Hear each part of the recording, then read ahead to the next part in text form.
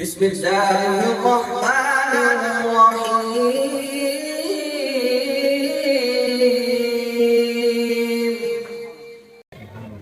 کبھی اس کی داخلہ فیس، کبھی اس کی داخلہ فیس، کبھی اپنی بیٹی کا جہیز پورا کرنے کے لیے بینک کے دروازے کھٹکھٹائے جا رہے ہیں، مرکز قومی بچت سے سود کا پیسہ لیا جا رہا ہے، اس دوست کے پاؤں میں پڑ رہے ہیں کہ بھئی میں نے بیٹی دینی ہے، بیٹے والے کہتے ہیں جب تک گاڑی نہیں دو گے، جب تک گائے نہیں دو گے، موٹر سائیکل نہیں دو گے، ہم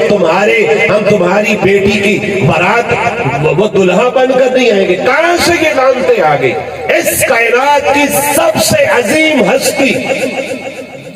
اللہ رب العزت کے بعد اس کائنات کے اندر سب سے بڑا مقام و مرتبہ اور اس عقیدے کا حصہ ہے کہ اس کائنات میں اللہ رب العزت کے بعد سب سے عظیم المرتبہ شخصیت نبی پاک صلی اللہ تعالی علیہ وسلم کی ذات اقدس ہے،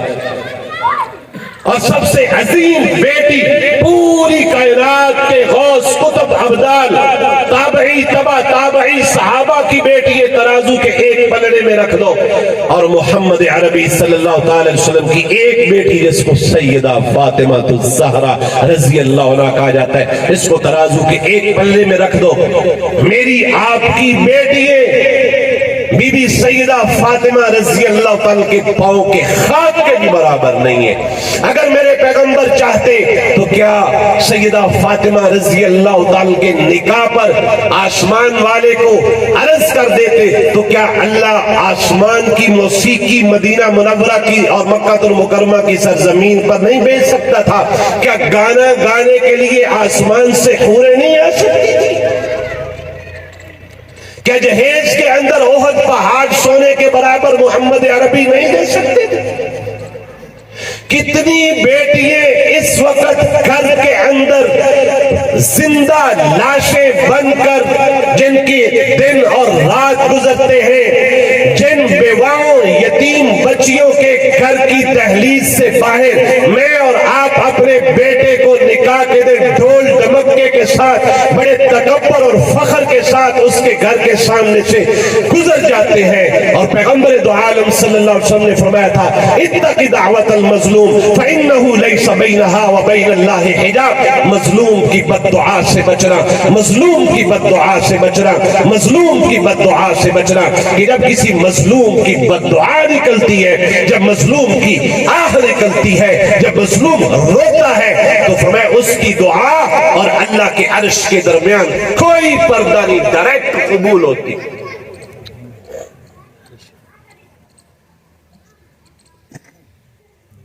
ڈائریکٹ قبول ہوتی۔ کتنی رسومات کے اندر ہم پھنس گئے، کتنے یتیموں کا دل ٹوٹا پڑا ہے۔ میرے پیسے ایک دوست کا فون آیا، کہ لگا آپ کو موٹر سائیکل والے جانتے ہیں، مجھے 2 موٹر سائیکل چاہیے۔ میں نے کہا بھی یکدم تو نہیں، میں انتظام نہیں کر سکتا۔ اس نے کہا جیسے کیسے مجھے چاہیے۔ وہ میں نے کہہ دیا، مجھے میرے جاننے والے تھے، میں نے کہا 2 موٹر سائیکل چاہیے، تو ان کا جی ٹھیک ہے جیسے آپ کہہ رہے ہم رکھ لیں۔ آدھے گھنٹے میں وہ آدمی پیسے لے کر آ گیا۔ میں نے کہا تیرے پاس تو کچھ بھی نہیں تھا، آج تیری بیٹی 2 بیٹیوں کے نکاح تھے۔ کہنے لگا میری بیٹی جیسی کیسی تھی میں نے عالمہ فاضلہ بنائی، اور آج میں بڑی سادگی سے ان کو جو سکت تھی وہ میں نے دیا، لیکن جب باراتیں بیٹھ گئی تو کسی نے دلہوں کے کان میں کہہ دیا کہ جن بچیوں کے ساتھ تمہارے نکاح ہو رہے ان کا باپ تمہیں موٹر سائیکل نہیں دے گا، تو میں ابھی اپنی گائے بیچ کر آیا ہوں، اور اسی گائے کے اوپر میرا گزارا تھا۔ اور ادھر دیکھو 1400 سال پہلے سیدنا عمر فاروق رضی اللہ تعالیٰ ایک بیٹی کو اپنی بہو بنا رہے، ایک بیٹی کو اپنی بہو بنا رہے۔ رات کی تنہائی میں گشت کے لیے نکلے، ایک خادم ساتھ ہے، نیند نہیں آ رہی ساری رات کہ کہیں مدینہ پاک اور اس کے ارد گرد لگے خیموں کے اندر کوئی یتیم بھوکا نہ سویا، اور رو رو کر کہتے تھے ارے لوگو تم نے مجھے امیر المومنین تو بنا دیا، لیکن میرے اوپر جو تم نے ذمہ داری ڈال دی ہے کہ اگر فرات کے کنارے پر اگر کتے کا ایک چھوٹا سا بچہ بھی مر گیا تو مجھے ڈر ہے قیامت کے دن میرا گریبان نہ پکڑ لیا جائے کہ تیرے عہد حکومت کے اندر ایک کتا بھوکا مر گیا۔ امیر المومنین گشت کر رہے تو ایک ماں بیوہ اپنی جوان بیٹی کو کہہ رہی بیٹی ایک بکری ہے دودھ تھوڑا ہے اس میں پانی ملا دے تھوڑے پیسے زیادہ ہو جائیں گے تیرا نکاح کر رہے ہیں۔ امیر المومنین باہر سے گزر رہے تھے اور یہ ماں بیٹی کا مکالمہ ہو رہا ہے تو بیٹی آگے سے کیا کہہ رہی تربیت دیکھیں اولاد کی بیٹی کہہ رہی اماں عمر کو پتہ چل جائے گا تو ماں کہنے لگی اسے کیا پتا وہ تو امیر المومنین ہے وہ تو نرم نرم گدوں پر سویا ہوگا اسے کیا پتا غریب کی کٹیا میں کیا ہو رہا ہے اسے کیا پتا کہ ایک یتیم بچی کو کیسے نکاح کے اندر دیا جاتا ہے وہ تو موج میں ہوگا وہ تو سویا ہوگا نرم نرم گدوں پر اور امیر المومنین ساروں قطار روتے جا رہے جب ماں نے کہا نا عمر کو کیا پتا تو بیٹی نے چیخ مار کر کہا عمر کو نہیں پتا تو عمر کے رب کو تو پتا ہے عمر کے رب کو تو پتا ہے کہ کون دودھ میں پانی ملا رہا ہے کون ملاوٹ کر رہا ہے امیر المومنین نے اپنے غلام کو کہا یہاں یاد رکھے یہ امیر المومنین عمر فاروق رضی اللہ عنہ کا دور تھا وہ ماں حکم نہیں دے رہی تھی میں آپ کا خدشہ دور کر دوں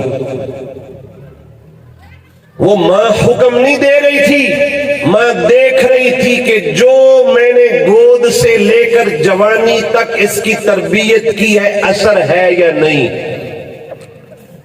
اثر ہے یا نہیں وہ اپنی کی ہوئی تربیت کا نتیجہ اور رزلٹ دیکھنا چاہ رہی تھی امیر المومنین نے خادم کو کہا کہ یاد رکھنا اس گھر پر کوئی نشانی لگا دو یا اس کو یاد رکھنا فجر کی نماز پڑھی امیر المومنین نے اپنی اولاد کو اکٹھا کیا اور اکٹھا کر کے کہنے لگے ارے مجھے تو شادی کی اب کوئی خواہش نہیں تم میں سے کوئی نکاح کرنا چاہے تو میں نے ایک جنتی عورت تلاش کی ہے اور میں اس کو اپنی بہو بنانا چاہ رہا ہوں تو ایک بچے کو نکاح کی ضرورت تھی امیر المومنین سے عمر فاروق رضی اللہ عنہ نے پیغام بھیجا تو وہ غریب کی کٹیا میں بسنے والی وہ بیوہ عورت ساروں قطار ہو رہی کہاں میں کہاں 22 لاکھ مربع میل پر حکومت کرنے والی شخصیت کہاں میں میری کیا حیثیت اس کے سامنے لیکن انہوں نے کہا کہ امیر المومنین نے رشتہ مانگا ہے نہ تیری غربت دیکھی نہ تیری بیوگی دیکھی صرف تیری بیٹی کی عبادت دیکھی ہے خوف خدا دیکھا ہے خوف خدا دیکھا ہے امیر المومنین نے اپنے بچے کا نکاح پڑھایا اس بیٹی کے پیٹ سے بچے پیدا ہوئے اور یہ بیٹی جس کا نکاح ہوا حضرت امیر المومنین نے اپنے بیٹے کے ساتھ کروایا آگے جا کر یہ بیٹی عادل حکمران حضرت سیدنا عمر بن عبدالعزیز کی نانی بنی میں عرض کرا تھا میرے عزیزوں میرے پیاروں میرے محترموں ہم موت کو بھی بھول گئے تربیت اولاد کو بھی بھول گئے آج کوئی قریب البلوغ بچہ مسجد میں چل جائے اتنا بچوں کا شور نہیں ہوتا جتنے نمازیوں کا شور ہوتا ہے اور اگر کوئی جوان توبہ کر کے 40 سال اس نے شراب کباب گناہ کیے 40 سال کے بعد وہ کسی تبلیغی جماعت کے ہتھے چڑھا پھر اللہ نے اس کو ہدایت دی وہ مسجد کا رخ کر لے تو جن کے ماتھوں پر محراب بنا ہوتا ہے نماز پڑھ کے وہی دیکھ کر کہہ رہے ہوتے ہیں تیرا مسجد میں کیا کام ہے تیرا تو باپ بھی نہیں آتا تھا تو کس منہ سے آ گیا خدا کے بندے وَأَنَّ الْمَسَاجِدَ لِلَّهِ فَلَا تَدْعُوا مَعَ اللَّهِ أَحَدًا یہ مسجد نہ ارائیوں کی نہ گجروں کی نہ کمہاروں کی مسجد کس کی اللہ کی جب کوئی ہے جب اللہ اپنے توبہ کا دروازہ بند نہیں کرتا میں کون ہوتا ہوں اس کو تانا دینے والا تو خواجہ قطب الدین نے دعا مانگی اللہ روٹی دے تیرے بندے کو بھوک لگی ماں گھر میں نہیں تھی تو کہا ٹھیک ہے ماں ہو یا نہ ہو روٹی کون دیتا ہے عقیدہ بنا دیا روٹی کون دیتا ہے اللہ گئے سلام پھیرنے کے بعد دعا مانگنے کے بعد گئے کمرے کے اندر تو اسی طرح ایک روٹی پڑی ہوئی تھی، روٹی کھائی. شام کو کسی وقت ماں گھر میں آئی اور آ کر پوچھا، حیرانگی کے ساتھ شرماتے، بیٹے بھوک لگی تھی؟ جی ہاں ماں بھوک لگی تھی. پھر اگلے سوال پر پھر جھجکتے ہوئے پوچھا، بیٹے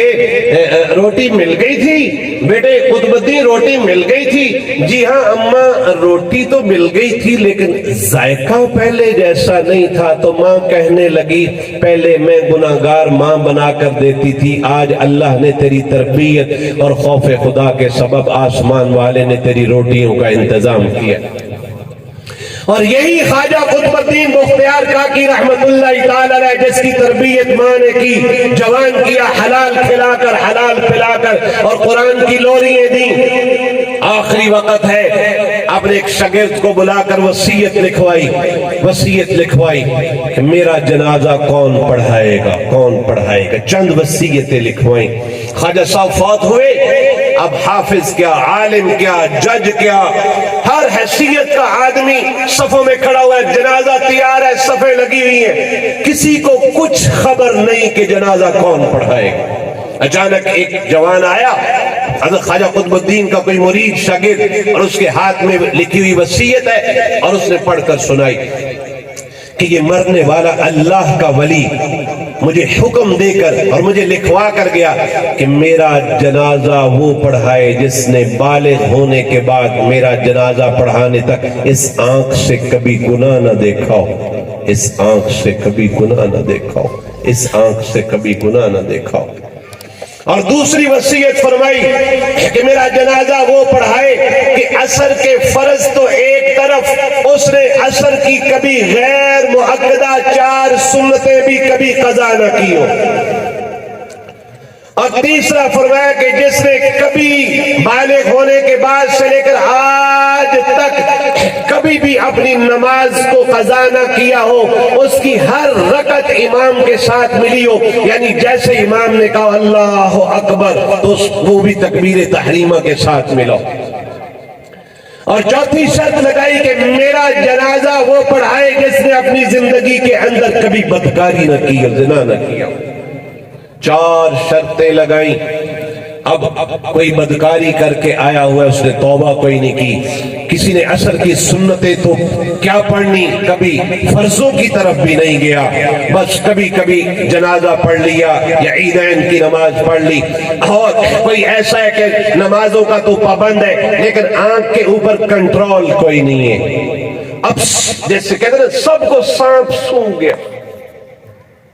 اب 4 شرطیں جس میں ہوں وہ جنازہ پڑھائے. اب سب خاموش ہیں. تو وقت کا بادشاہ سلطان شمس الدین التمش آیا اور کپڑا اٹھایا، خواجہ قطب الدین بختیار کاکی رحمت اللہ کے کفن کا کپڑا اٹھایا اور رو کر کہنے لگا، ارے خواجہ یہ راز تو میرے اور میرے اللہ کے درمیان تھا، تجھے کس نے کہا تھا کہ اس کو فاش کر دے. وقت کے بادشاہ سلطان شمس الدین التمش نے جنازہ پڑھایا جس کے اندر یہ 4 صفات موجود.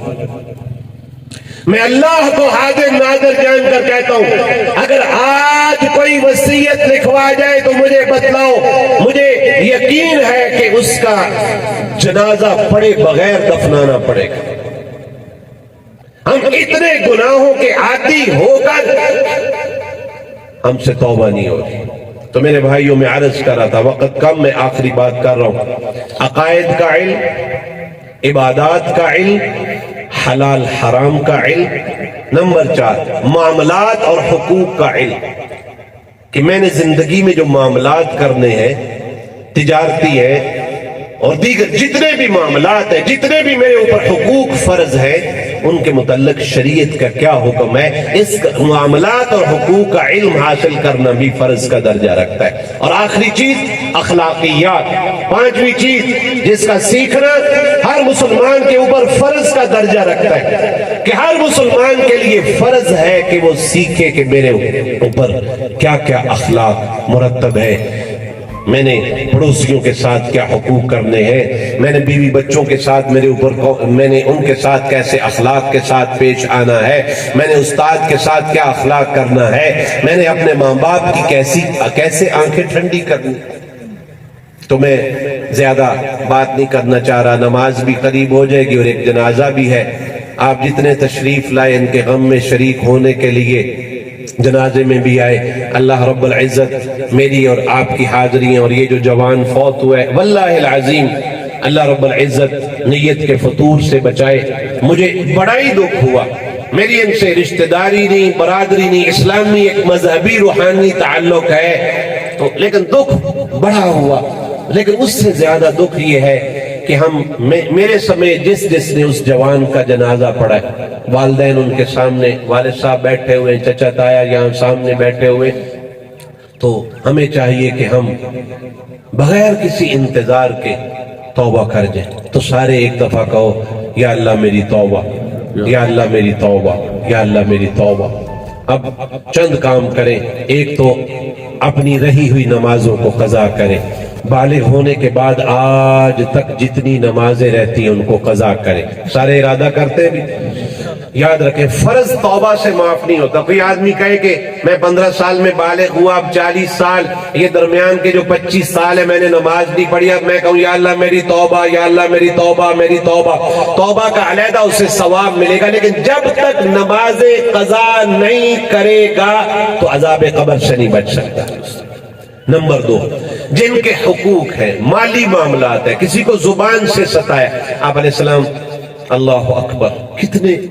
کتنے رحیم کریم نبی اللہ رب العزت نے ہمیں دیے۔ بخاری شریف کی ایک حدیث ہے، آپ نے ارشاد فرمایا کہ اللہ رب العزت نے ہر نبی کو ایک دعا کا اختیار دیا۔ علماء کی موجودگی میں کہہ رہا ہوں، حوالہ سمیت کہہ رہا ہوں، آپ علیہ السلام نے بڑے درد دل سے یہ حدیث پاک سنائی۔ فرمایا ہر نبی کی اللہ نے دعائیں قبول کی، لیکن ایک دعا خاص طور پر قبول کی کہ ہر نبی کو ایک دعا کا اختیار دیا کہ یہ تیرے پاس اختیار ہے دعا کا، یہ تو مانگے تو میں فوراً قبول کروں گا، میں فوراً قبول کروں گا۔ فرمایا کہ ہر نبی کو جو اللہ نے اختیار دیا دعا کا، ہر نبی اپنی موت سے پہلے وہ دعا مانگ کر چلا گیا، وہ دعا مانگ کر چلا گیا۔ اور فرمایا اللہ رب العزت نے مجھے بھی ایک دعا کا اختیار دیا، لیکن میں نے وہ اپنی زندگی کے اندر نہیں مانگی۔ جب قیامت کے دن میرے گناہگار کہیں پھنسے ہوئے ہوں گے، میں اس دعا کو اس وقت اپنے گناہگار امتیوں کی بخشش کے لیے اللہ کے سامنے پیش کروں۔ اتنے رحیم نبی، تو کسی کے ساتھ بھی معاملات لین دین ہے اس کی فکر کرے، اس سے وقت لے لے، اس سے اگر وہ دل کی خوشی کے ساتھ معاف کرنا چاہتا ہے تو کرے۔ ہمارے گھروں میں رواج ہے باپ دنیا سے چلا جائے تو بڑا بھائی اپنی بہنوں اور نابالغ یتیم بچے اور بچیوں کے مال کے اوپر قبضہ کر لیتا ہے، اور بہن کی وراثت اس لیے دبا دیتا ہے کہ ابا نے اس کو جہیز کا سامان دیا تھا۔ ارے بدبخت، اگر ابا نے تیری بہن اپنی بیٹی کے جہیز کا انتظام کیا تھا تو ابا نے تیری بارات کے لیے جو تیری خواہشات پوری کی تھی اور تیرے ولیمے کے اوپر جو کھانے پکائے تھے وہ باپ کے مال سے پکے تھے، اس کو کیوں نہیں وراثت سے نکالتا؟ اپنی وراثت کی تقسیم کا ضرور، اور یہ بھی فرض کا درجہ رکھتا ہے، اپنی وراثت کی تقسیم کا ضرور فکر کرے، بہنوں بھائیوں سے نفرت نہ رکھے۔ میرے والد صاحب دنیا سے گئے تو ان کی جیب میں صرف 2700 روپے تھا، 2700، اور ایک کھونڈی تھی، ایک ابا جان کی اینک تھی، یہ چند چیزیں تھی، کچھ بستر تھا، کوئی بینک بیلنس نہیں تھا۔ میں نے اس کے باوجود اپنی 5 بہنیں اور 3 ہم بھائی اور ایک والدہ محترمہ، ہم سب بیٹھ گئے، سب بیٹھ، اور میں نے ابا جان جس سرما دانی سے سرما ڈالا کرتے تھے میں نے وہ بھی درمیان میں رکھوا لی کہ بھئی یہ اس کو کوئی بھی اپنی مرضی کے ساتھ نہیں اٹھائے گا کہ میں نے باپ کی نشانی رکھنی ہے۔ اگر باقی ورثاء اجازت دیں گے سارے کے سارے تو کوئی ایک چیز لے سکتا ہے، وگرنہ اس کو شرعی لحاظ سے اس کو تقسیم کرنا ہے۔ اللہ رب العزت مجھے بھی آپ کو بھی عمل کی توفیق نصیب فرمائے۔ باقی اس جوان کی کوئی غلطی